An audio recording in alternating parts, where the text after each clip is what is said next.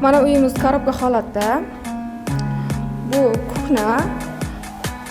O'zingizlar xohlagandek qilib remont qilib olasizlar. Bu joy mehmonlar uchun xona.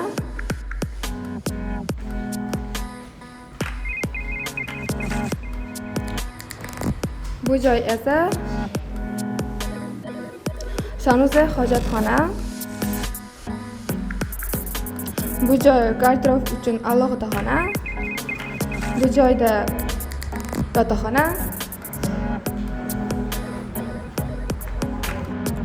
Bu joy esa balkon.